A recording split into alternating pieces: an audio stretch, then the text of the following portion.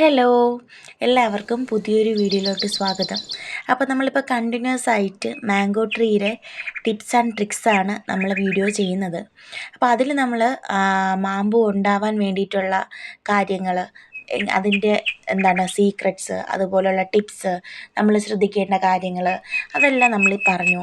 അതുപോലെ നമ്മുടെ മാവിലുണ്ടാകുന്ന ഉറുമ്പിൻ്റെ ശല്യം, അതുപോലെ മാമ്പൂ കൊഴിഞ്ഞു പോകുന്നതിൻ്റെ കാര്യം, അതൊക്കെ നമ്മൾ ഡിസ്കസ് ചെയ്തു.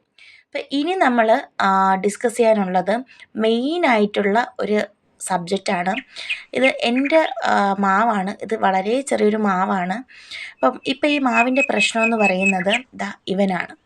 ഇതിനെ വൈറ്റ് ബഗ്സ് എന്ന് പറയും, അല്ലെങ്കിൽ നമുക്ക് ഇവിടെ ട്രിവാൻഡ്രത്ത് മുഞ്ഞാന്ന് പറയും.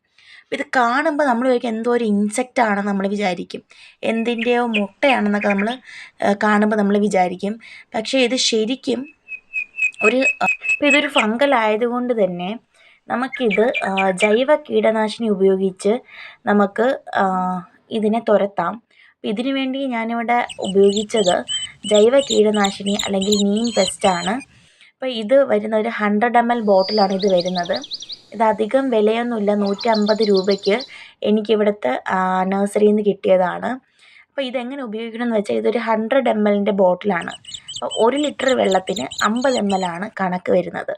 എനിക്ക് ഇവിടുത്തെ ഈ ഒരു മാംഗോ ട്രീയിൽ എനിക്ക് 2 ലിറ്റർ വെള്ളം വേണ്ടി വന്നിട്ട് ഇത് മിക്സ് ചെയ്തിട്ട് നമ്മളിത് സ്പ്രേയറുണ്ട്, നമ്മൾ ഇതെവിടെയാണോ ഇൻഫെക്റ്റഡ് ആയിട്ടുള്ളത് അതിലടിച്ചു കൊടുക്കുക. ഇവിടെ എനിക്കിപ്പോൾ 2 മാവുണ്ട്. ഇത് ഞാൻ 1 മാസം മുമ്പ് ചെയ്ത് കൊടുത്തതാണ്. ഇപ്പോൾ നല്ല ആരോഗ്യത്തോടെ നിൽപ്പുണ്ട്. ഇതിപ്പോൾ ഉറുമ്പിൻ്റെ മരുന്ന് അടിച്ചതാണ് ആ ഇലയിൽ കാണുന്ന ഒരു വൈറ്റ് ഷെയ്ഡ് വന്നേക്കുന്നത്. ഇത് മാസത്തിൽ ഒരിക്കലാണ് ഇത് നമ്മൾ ഈ പെസ്റ്റിന് വേണ്ടിയിട്ടുള്ള ജൈവ കീടനാശിനി ഉപയോഗിക്കുക. ആ കാണിച്ച മാവാണ് ഇപ്പോൾ അത് പൂത്ത് നിൽപ്പുണ്ട്. അപ്പോൾ ഇതിങ്ങനെ പൂക്കാൻ വേണ്ടിയിട്ട് എന്തൊക്കെയാണ് ചെയ്തതെന്നുള്ള വീഡിയോ ഒക്കെ ഞാൻ ഓൾറെഡി കൊടുത്തിട്ടുണ്ട്. നിങ്ങൾക്ക് ചാനലിൽ ചെക്ക് ചെയ്താൽ കാണാൻ പറ്റും. അപ്പം ഇത് നമ്മൾ നിസ്സാരമായിട്ട് കാണുന്ന ചില കാര്യങ്ങളാണ് ഈ ബഗ്സ് പോലത്തെ സാധനങ്ങൾ.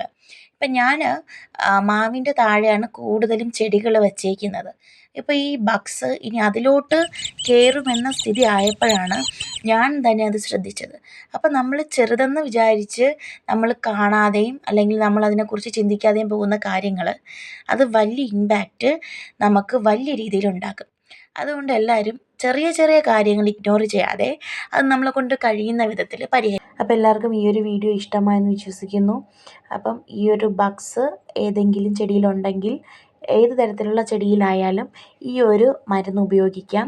അപ്പോൾ നിങ്ങൾക്ക് ഈ ഒരു വീഡിയോ ഇഷ്ടമായാൽ സബ്സ്ക്രൈബ് ചെയ്യൂ, ലൈക്ക് ചെയ്യൂ, ഷെയർ ചെയ്യൂ. ഇനിയും ഇതുപോലുള്ള വീഡിയോസുമായി നമുക്ക് വീണ്ടും കാണാം.